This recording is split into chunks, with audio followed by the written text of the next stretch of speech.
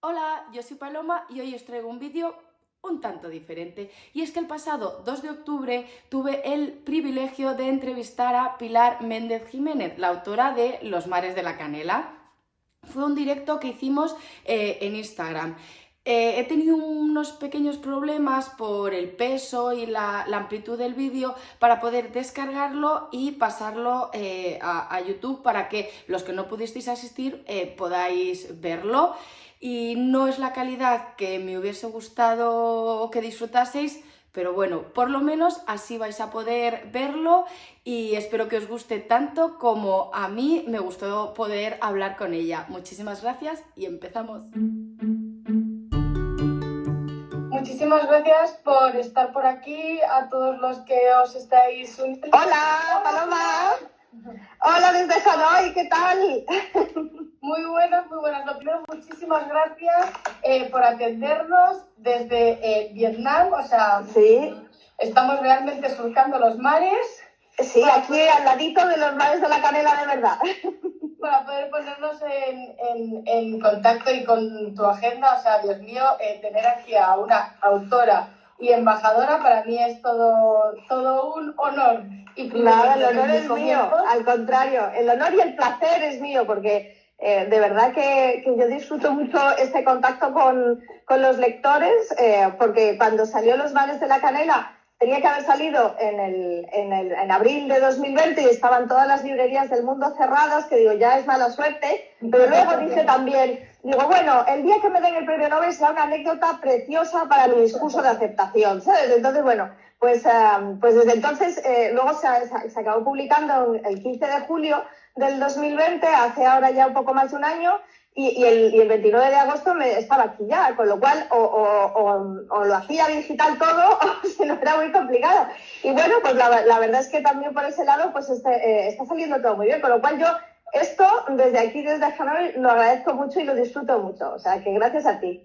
Genial. Y hablando de digital, decir que lo hemos elegido por casualidad este día, pero parece que ha salido redondo porque hoy se puede comprar el ebook, o sea, para leer digitalmente el libro, con una oferta flash por 2,38. Aquellos que no ganéis el sorteo, que ahí tengo el premio del sorteo, pues bueno, podéis contentaros con tenerlo muy, muy baratito y económico, que también siempre es...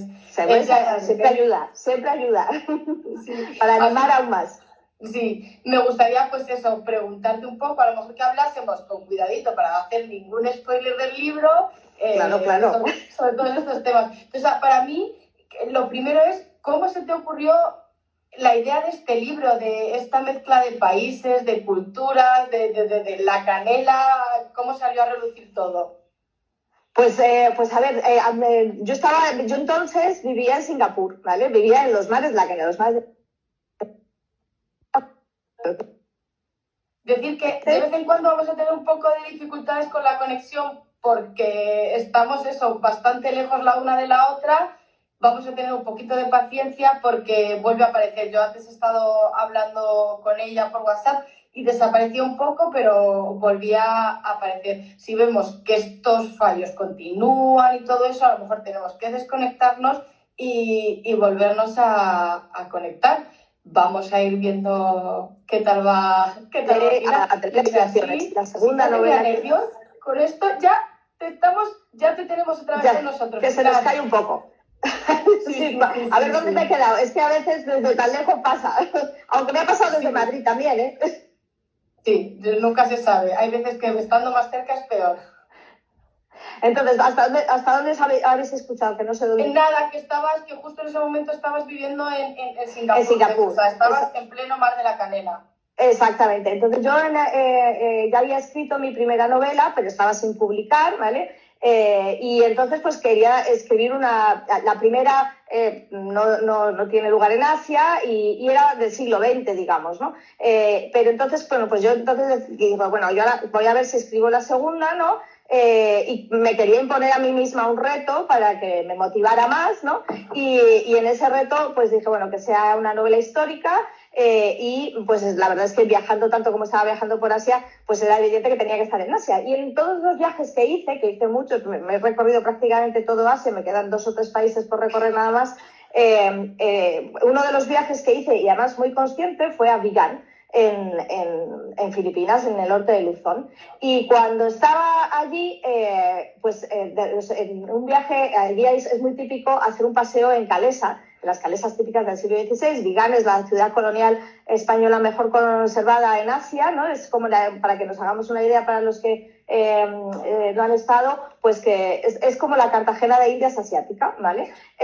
Más chiquitita, pero igual que ese es el espíritu, ¿no? Entonces, bueno, pues uno de los paseos, lo típico es por la noche hacer un paseo por la calle Crisólogo, por el centro de Vigan, el centro histórico, en calesa como en el siglo XIX. Y en ese paseo por la noche, de verdad que la sensación fue, yo esto tengo que escribirlo, o sea, yo esto tengo que escribirlo. Y ahí fue un salto porque yo siempre, a mí la gente siempre me había dicho, esto tienes que escribirlo, es que tienes que escribirlo, porque bueno, cuando yo escribía, no sé, emails, cartas, todo el mundo les gustaba mucho, esto tienes que escribirlo, ¿por qué no escribes? ¿Por qué no escribes? Y de repente pasé del ¿por qué no escribes? Que me lo decían otro, de esto tienes que escribirlo, a esto tengo yo en primera persona que escribirlo, ¿no? Y ese momento de Vigan fue, bueno, pues lo voy a hacer. Y entonces, bueno, pues ya me puse a pensar en una novela histórica, que era un reto para mí, y también a pensar que, bueno, que tendría que ser en varios lugares, hacer una combinación de varios lugares, y así empezó. Todo empezó con una cartulina pegada en el armario de mi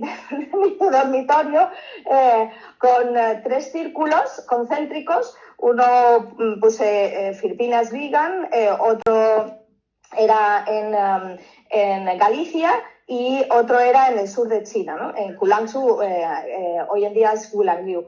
Y en el centro de esos 3 círculos que tenían una intersección en el centro, estaba pues el nombre de la protagonista, de Elba, ¿no? Y entonces el reto era, yo lo miraba y digo, bueno, ¿y ahora cómo hago yo para que esto tenga sentido, ¿no?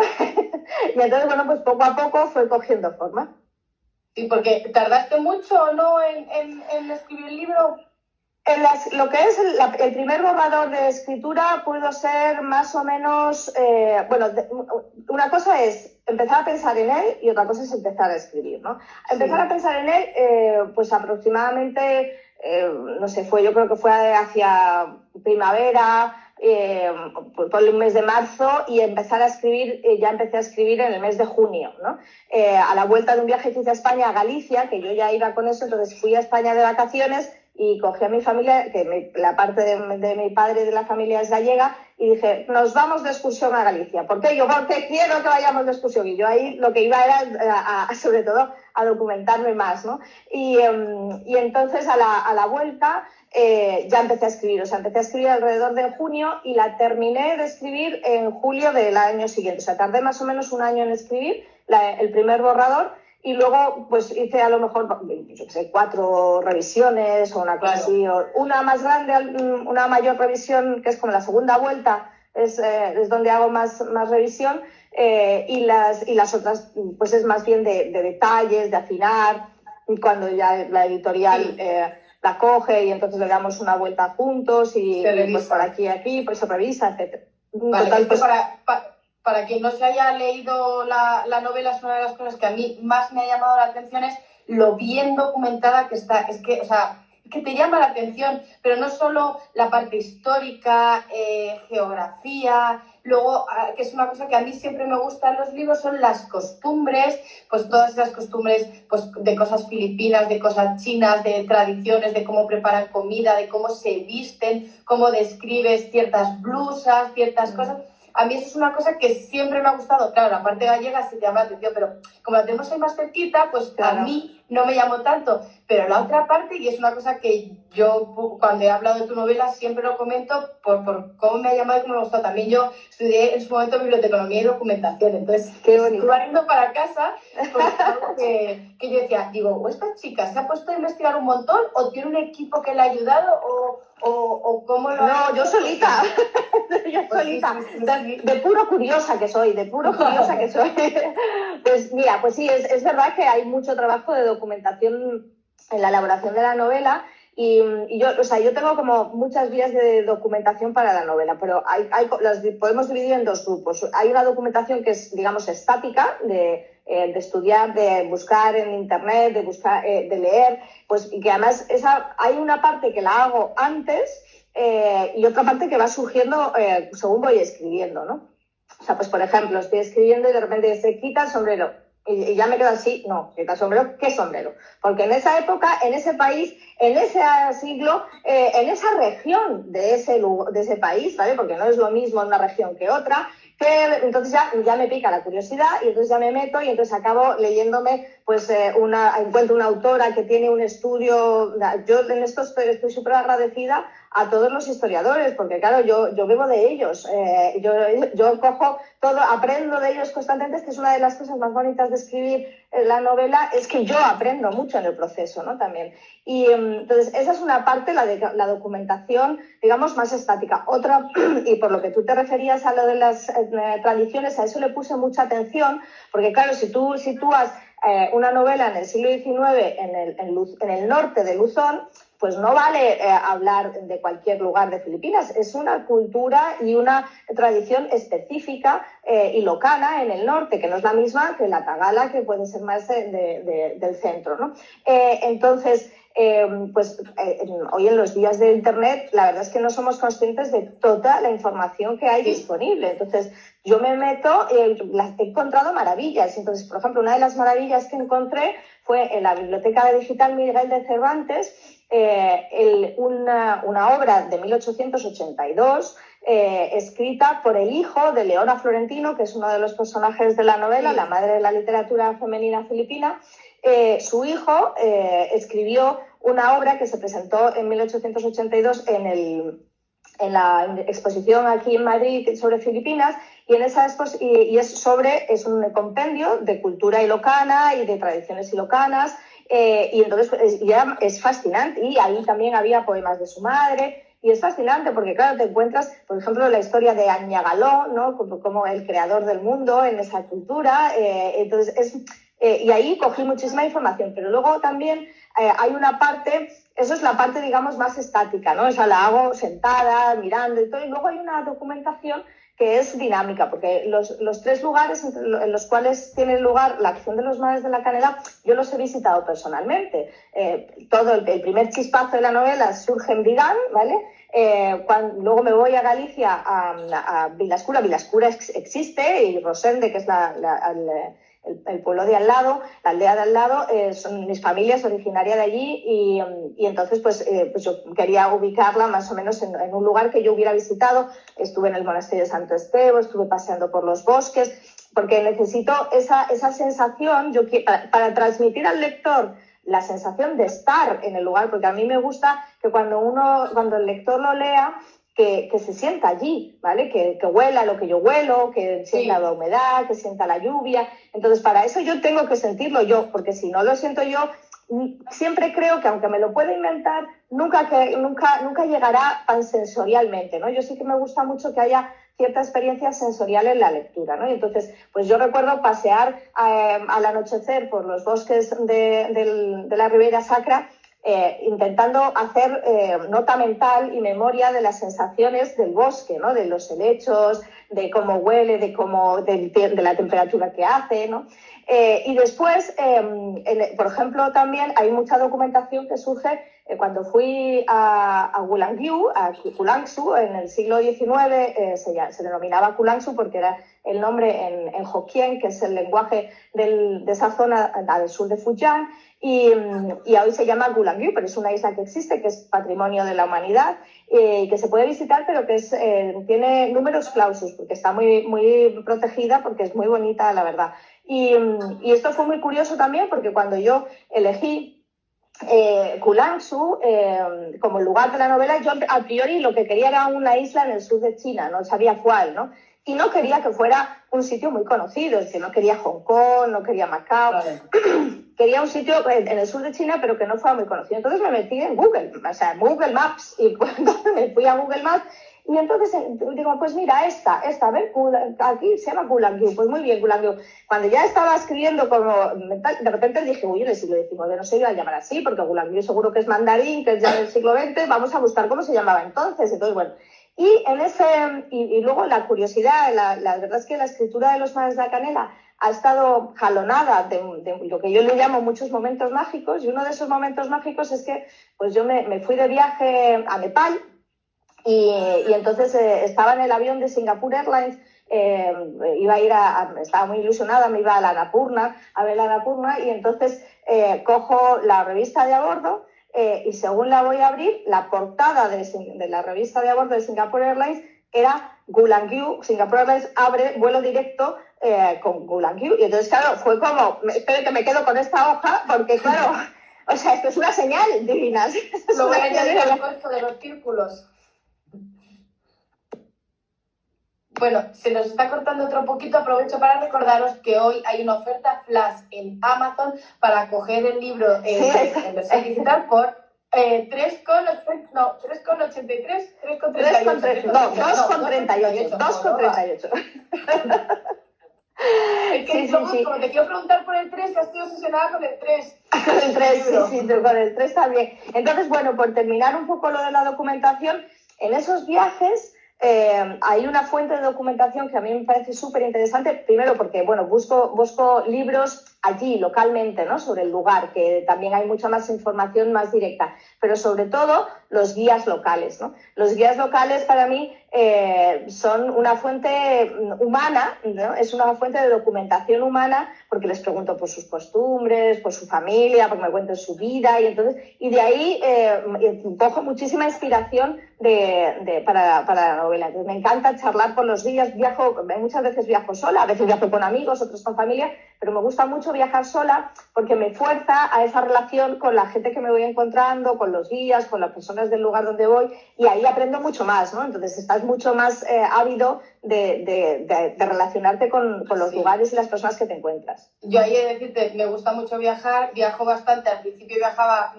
pues más acomodada, ahora, bueno, antes de tener mi hija, más tipo mochilera, moviéndonos mi marido y yo, y es lo que nos gusta, el ir a sus restaurantes, el acabar conociendo a la gente, porque creo que es como descubre realmente un país. Claro. Y por eso a lo mejor también me llama tanto eso, la atención de las costumbres, lo de las comidas. Es verdad que hay un momento, hay un viaje en barco y se abre un baúl de ropa y cómo describes esa ropa. Y lo que decías de las sensaciones, es verdad que cuando estás en Galicia sientes humedad, pero esa humedad de frío. Luego en los otros lados sí que vas, yo me voy moviendo bastante bien. Con respecto a eso, te quiero decir que en la novela hay muchos saltos, pues eso, de ciudades, de costumbres, de personajes totalmente diferentes, pero a mí no me ha costado, o sea, eso yo muchas veces cuando hay movimientos digo, espera, que me he perdido, tengo que volver a releer algo. No. Vas cambiando, a lo mejor son 2 capítulos en un sitio, va a pasar algo súper interesante, pero te cambias a otro. Oye, pero que no, que yo, es lo que también, una expresión que uso, que parece que nos das la mano al principio de la novela y nos vas llevando para ir contándonos esa historia saltando sin ningún problema. Pues como una buena buena guía de viaje, sí, como una guía turística. Pues vas guiando por esa novela. Sí. O sea, es verdad que por un lado yo quería esos saltos, son saltos buscados porque creo que le dan ritmo, ¿vale?, a la novela, pero a la vez era el riesgo es que el lector se pueda perder un poco, ¿no? Entonces, en la novela también lo que he hecho ha sido intentar poner algunos símbolos o por ejemplo, el color verde. El color verde es una especie de pegamento que es casi imperceptible, digamos, pero el color verde está a lo largo de toda la novela, ¿no? Está en los ojos de la protagonista, está en el mantón de Manila, está en el jade, el collar de jade, está en la madre del oeste, los montes de la madre del oeste, la historia que se cuenta al principio. Sí. Entonces, el verde, los bosques de Galicia. Entonces, el color verde es como una especie de pegamento que une toda la historia y que yo intentaba con ello también que, aunque haya saltos, que haya una cierta línea que te lleve, que no te pierdas, ¿no? Entonces, y era un reto, porque indudablemente, pero me interesaban mucho los saltos, porque yo creo que le da ritmo y me interesaba el contraste también, ¿no? Una de las cosas que mucha gente me dice, ojo, pero ¿cómo se te ha ocurrido, no? Pues Galicia y Filipinas, y digo, pues sí, pero porque, claro, todo el mundo escribe con razón, además de españoles que fueron a Latinoamérica, pero hay muy poco escrito sobre nuestra historia en Asia, ¿no? Y yo quería también poner de relieve nuestra historia en Asia. Bueno, hay que decir que yo creo que seguimos un poco unidos a Filipinas. O sea, el tagalo tiene muchas expresiones, frases, cosas que parecen españolas y aquí en Madrid tenemos una gran calle, Avenida Islas Filipinas, el metro Islas Filipinas, en el cual he vivido yo toda mi vida. Y hasta que no leí la novela que dije, ostras, claro, es que vivo aquí, es que hay cosas que no te das cuenta. Lo que acabas de decir del verde, claro, me voy acordando de todo, pero no me di cuenta, o sea, lo has metido de tal manera que no te das cuenta de esto aquí no pega, me lo ha metido. No, es verdad, además es que a mí el verde me encanta, y el verde jade. Y sí, claro que ahora que lo dices, el mantón de Manila es que lo veía con ese verde.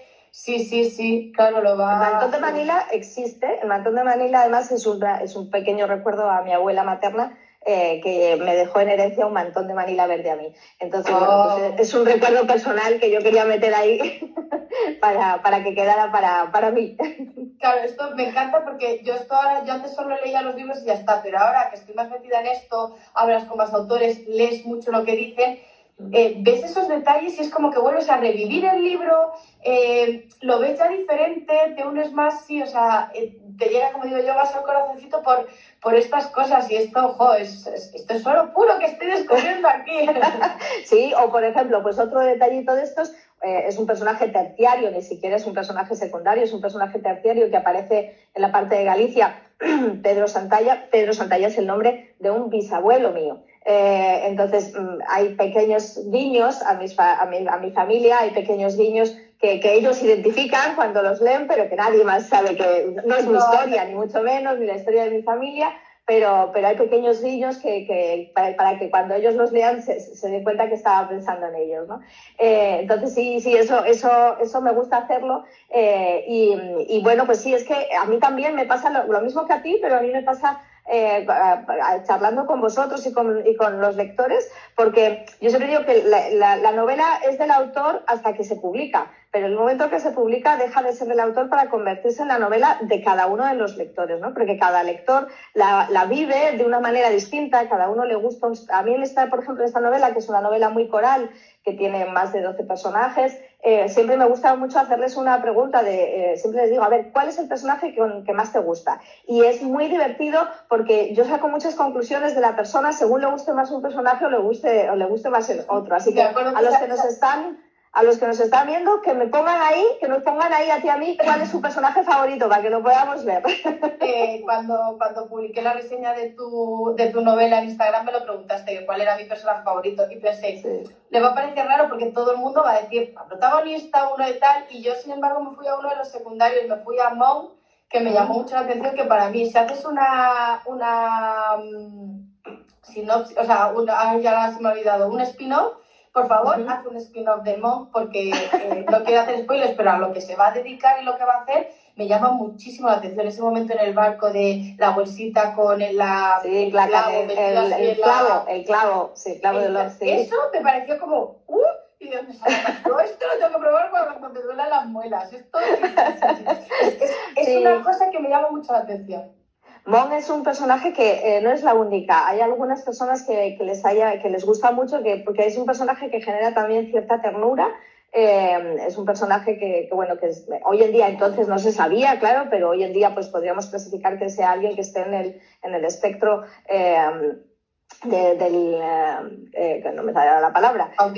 Autista, gracias. En el espectro del autismo, ¿no? No podríamos decir exactamente de qué tipo sería, pero dentro de ese espectro, ¿no? Y es un personaje que genera muchísimo cariño, la verdad. Hay gente que le ha tomado mucho cariño. A mí me gusta mucho. También en mi primera novela, que está sin publicar todavía, hay un personaje, no es un personaje en aquel caso es una campesina iletrada, ¿sabes? Analfabeta, que también me supuso mucha dificultad al principio, y decía, ¿cómo voy a hacer para hacer un personaje que tiene muy poca capacidad verbal, ¿no? Es decir, que no es muy articulado, ¿no? ¿Y cómo lo voy a hacer para que llegue? Y sin embargo, todos los que han leído esa novela, que está sin publicar, pero todo el mundo me dice que es su personaje favorito. Entonces, bueno, pues hay algo en estos personajes que, como Monk, por ejemplo, que genera cariño, yo creo. Sí, aparte, porque, bueno, en tu novela hay personajes malos, muy malos, muy malos, o sea, pero malos. Y encontrarte a Monk, que es tan leal, que dentro de su de no sé expresarme, no sé tal, que sea luego eso tan bueno, tan leal, tan de portarse bien con la gente, yo creo que eso llama la atención. Porque es una cosa que a veces me ponía un poco nerviosa, por eso, los personajes que yo decía, se le está yendo, yo lo voy contando a vosotros.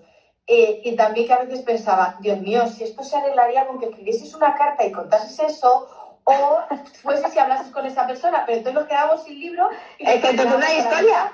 Es que entonces no hay historia. Claro, decía, eso le decía a mi padre mucho de, pues entonces nos quedamos sin películas y eso se resuelve al principio. Yo decía, esto no se lo está contando porque luego va a pasar algo. Pero había veces que decía, se encerraba el libro y hablaba, yo es que hablo con los personajes cuando leo, y decía, pero cuéntaselo, Alma de Cántaro, por favor, que si es que estáis sufriendo sin tener que sufrir.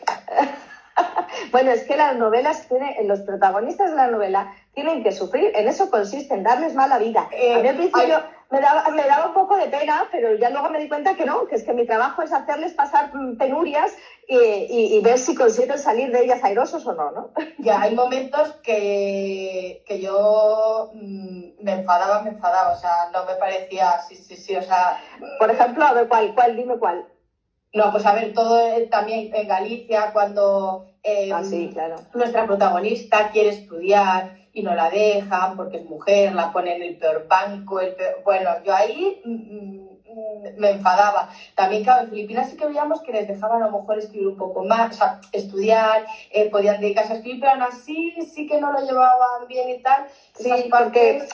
Claro, son también de extracciones sociales distintas. Leona Florentino, que es una de los personajes históricos que aparece en la novela, es una mujer ilustrada, que a mí también me interesaba mucho mostrar la importancia de las mujeres ilustradas. En la secuela de Los Mares de la Canela, que ya está escrita, las mujeres ilustradas filipinas tienen mucho protagonismo, porque creo que no se les ha dado el valor que tienen, la historia no les ha dado el valor que tienen, ¿no? Y en ese sentido, esas mujeres ilustradas, en el caso de Elba, claro, era muy...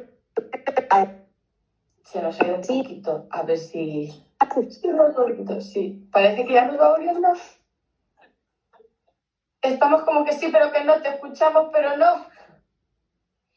Que es una cosa que me llamó mucho la atención, es te hemos perdido un poco, nos hemos quedado que estamos hablando de lo de Elba. Vale. Sí, que Elba como era de extracción, digamos, rural, ¿vale? Esa dificultad inicial claro, la mentalidad de una aldea, pues en aquella época es que, claro, era impensable que en 1850 y tantos o 60 y tantos, no era impensable, pero era mucho más difícil que se comprendiera con la naturalidad que se comprende hoy, ¿no? Y eso también me interesaba mucho mostrarlo, porque, bueno, pues hay muchos de los logros que hemos conseguido las mujeres a lo largo de la sociedad, porque es un logro de la sociedad, no es solo de las mujeres, es un logro para todos, que hoy nos parecen como si fueran normales, porque lo son desde el punto de vista teórico, ¿no? Pero que en la realidad son de antes de ayer, que no hace tanto tiempo. Es una cosa que me gusta cómo lo has marcado, que se supone que España, que era la potencia, la que mandaba sobre Filipinas, que era como mejor, eso lo tenía peor, y sin embargo que Filipinas era como la que tenía que obedecer a España, que era como, vosotros que no tenéis ni idea, os vamos a llevar nosotros los que os van a enseñar y todo, sin embargo estaba muchísimo más avanzado en ese sentido, yo bueno, en realidad tú teóricamente me estás dominando porque tienes la gente acá hace los estudios, tienes, o sea, más avances que yo, cuando yo soy el que está haciendo por de ti. El mundo ilustrado filipino es valiosísimo y de hecho, bueno, pues vienen a Europa, estudian en Europa, pero no solo en España, estudian también en otros países europeos. El mundo ilustrado filipino tiene un valor y que no le hemos dado yo creo, la importancia que tiene, ¿no? Y para mí es de las cosas que me han parecido más fascinantes de investigar, ¿no? Y siguiendo así con las preguntas, el número 3, porque también hasta que tú no lo has publicado no me he dado cuenta que el número 3 está por todos lados. Y eso ¿a qué se debe? ¿El número favorito? ¿Superstición? No es superstición ni número favorito. Todo empezó con aquellos 3 círculos concéntricos, ¿no? Y entonces como que a partir de ahí, como que fue casi de manera natural, ¿no? De manera natural, pues 3 mansiones, hay tres, digamos, Elba tiene tres madrinas, digamos. Primero está su madrina, su tía Aureana, después está la propia Leona Florentino y finalmente está Casilda, ¿no? Entonces, hay luego también los tres hermanos en Galicia y los tres amigos en China. Entonces, el número 3 aparece mucho a lo largo de toda la novela y aparece de manera natural, es decir, no es que sea mi número favorito, no, pero sí que es verdad que yo al 3 le tengo un cierto aprecio porque a mí las cosas mejores que me han pasado en la vida me han pasado a la tercera. Es decir, porque yo aprendo en el proceso, claro, cuando he querido conseguir una cosa, la primera vez no me sale, la segunda vez casi no me sale y suele ser la tercera cuando, como dice el refrán, va la vencida, ¿no? Entonces, bueno, pues... ¿Es verdad? Sí, o sea, a mí me ha pasado así, y entonces, pues, por eso cuando, por ejemplo, terminé la primera novela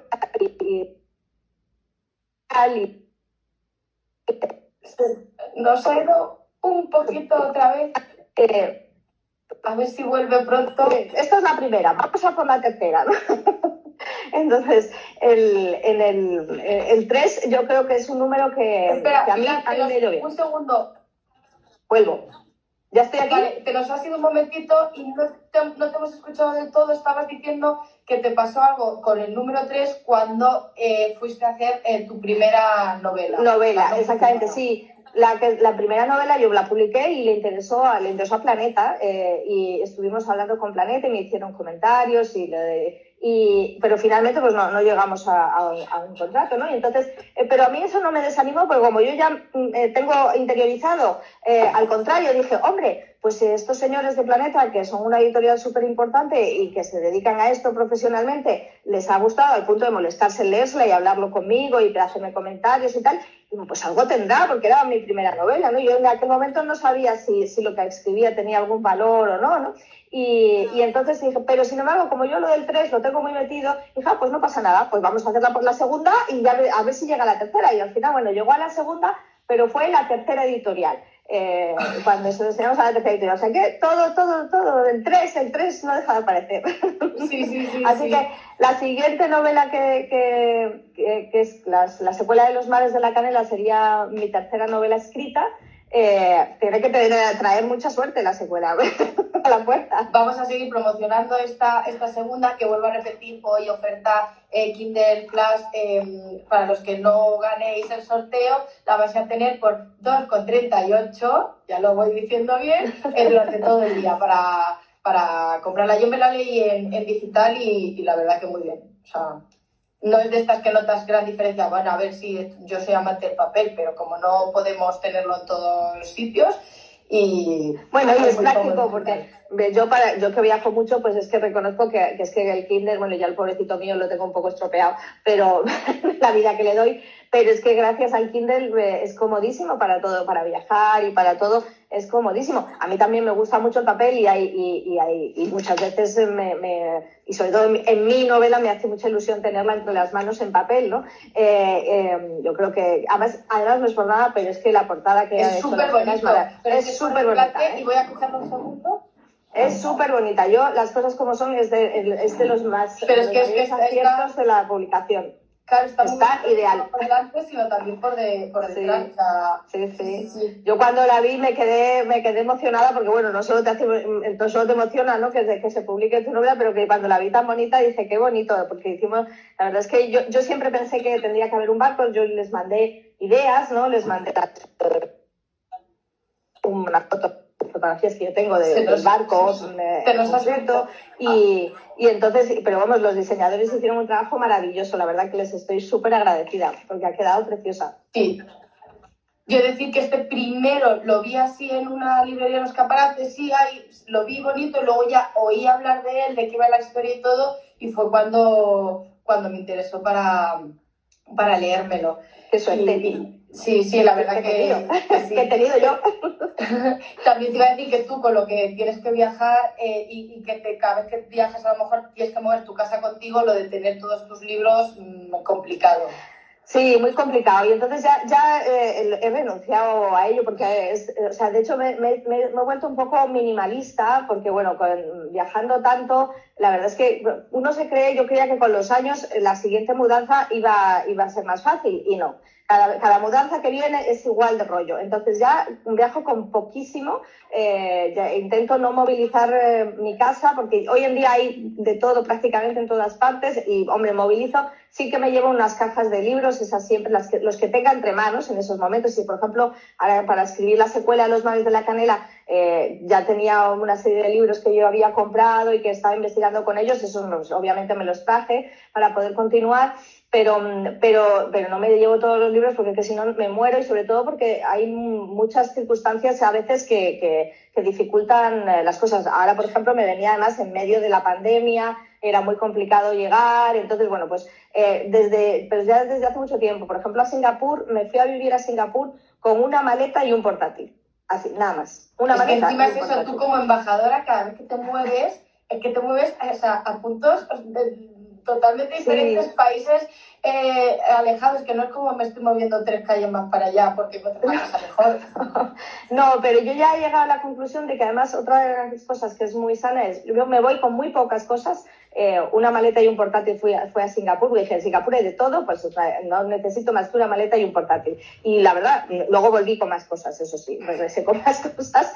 Y aquí me he venido con un poco más, o sea, a lo mejor con 2 o 3 maletas nada más, pero sí que es verdad que uno aprende también a no cargarse de cosas, ¿no? O sea, porque me gusta más tener experiencias que acumular cosas, ¿no? Creo que es más importante acumular experiencias que cosas. Por aquí nos están diciendo que el personaje favorito de Marvi Victoriana es la Meiga. Ah, sí, la Meiga, sí. La Meiga es un personaje... yo quería escribir una Meiga. En ese viaje por Galicia que hice para documentarme, decidí que tenía que haber una Meiga y de hecho es el personaje que primero creé. Y al principio de escribirla, pues la verdad es que me daba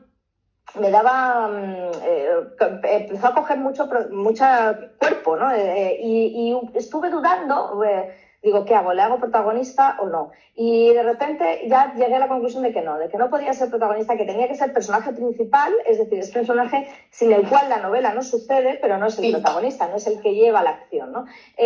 Pero sin Aureana, sin la Meiga, la novela no sucede, ¿no? No se desencadena. Entonces, al principio, de hecho, tengo capítulos guardados que los retiré de la novela y que los guardé porque digo, bueno, de repente este sí que, por ejemplo, hace un spin-off en algún momento con la historia, porque tengo mucho escrito del origen de Aureana, ¿no? Pero al final pensé, bueno, pues llegó un momento en el que dije, no, tienes que ser el personaje principal, pero el protagonista va a ser otro. Pues, si te parece, voy a ir entendiendo tengo aquí el portátil, sí, para hacerlo del sorteo, que espero que salga bien, porque es la primera vez que yo voy a hacer una cosa de estas y he estado mirando en internet cómo se hacen. Esta mañana he tenido aquí una liada porque no conseguía conectarme y mi hija me yo que no, espérate, yo no, que estoy hablando. Entonces, voy a ver que los hados y las meigas del internet nos ayuden. Pues sí. Si encima meto la contraseña del trabajo en vez de la de mi casa, pues ya sí que no lo meto nunca. Porque aunque esto está, o sea, tenía yo muchos nervios por esto, se me han pasado, pero ahora en este momento me están volviendo otra vez. Pues nada, no pasa nada, no te preocupes, porque tú vete y yo les voy contando cosas. Tú vete dándole ahí, mete claves. No, la verdad es que mira, ya he conseguido, lo tenía medio preparado, a ver si ahora funciona y tal. Y no venga, redoble de tambor. Sí, no tengo que preguntar, espera, ¿dónde está esto? Porque encima aquí sin ratón. Esto está pensando, a ver. Ah, espérate, que me dice que tengo que instalar algo. Estas son las cosas perfectas, es que esto es maravilloso. Pues muy bien, venga, ya sabes mucho más que yo no sabría hacerlo. ¿Qué es esto? Mira, aquí nos cuenta, voy leyendo cosas que nos cuentan las personas que nos están viendo. Dice Bárbara que su padre también es de esa zona de Galicia. Ah, sí, de Rosende, de Rosende, de la Ribeira Sacra y de la zona de Santo Estevo. Y Lita, que lo quieres leer, pongas por favor. ¿De qué te No te parece me esto? vayas ahora, ¿Cuál por es tu favor, que personaje es la que favorito? tienes que llevar la conversación, que esto no funciona. A ver, ¿y qué cuenta por aquí también? Ay, Bárbara dice que tiene una amiga filipina, que se lo va a recomendar. Sí, que recomiéndaselo, por favor. Hicimos también una conversación con el Instituto Cervantes de Manila y recibí, por ejemplo, a raíz de esa conversación, un email súper cariñoso de una señora filipina que le había gustado muchísimo. Así que estoy muy contenta con eso, la verdad. Es que es el problema de tener todo Apple, que no te funciona porque necesitas otras aplicaciones. Claro, sí, exactamente, sí. Yo soy muy fan de Apple también, debo decir. Los Mares de la Cadena se escribió en un MacBook Air. Pues tenía que haber buscado algo para Mac, porque ponía todo como que era muy sencillo, porque si no, lo único que podría hacer es que con el móvil creo que es directamente, pero con el ordenador, pero es que yo no sé. Bueno, si no lo puedes anunciar después.